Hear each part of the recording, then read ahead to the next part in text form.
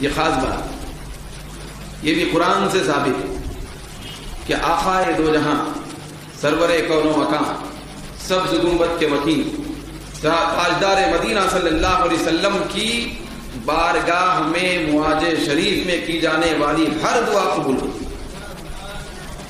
یہ قرآن سے ثابت ہے سورہ نساء سے۔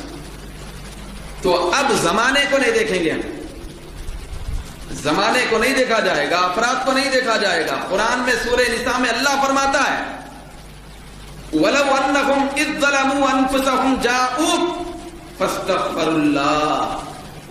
اللہ نے فرمایا کہ اگر لوگ گناہ کر کے اپنے آپ پہ ظلم کیے ہیں، بڑے گناہگار ہیں، تو ان کو چاہیے کہ اے محبوب آپ کی بارگاہ میں کھڑے ہو جائیں، کھڑے ہو کے کیا کریں؟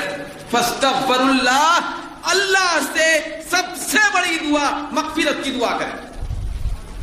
یہ قرآن ہے، حضور کی بارگاہ میں حاضر ہو کر اللہ سے مغفرت کی دعا مانگیں۔ واستغفر لهم الرسول، اور رسول بھی ان کے لیے شفاعت کریں۔ لوجد اللہ توابا رحیما، تو ضرور ایسا کرنے والے بندے اللہ تعالیٰ کو بڑا معاف کرنے والا، توبہ قبول کرنے والا پائیں گے۔ حضور کے معاج شریف پر حضور کی بارگاہ میں کھڑے رہ کر جو دعا کی جاتی ہے اللہ تعالیٰ ضرور قبول فرمائے۔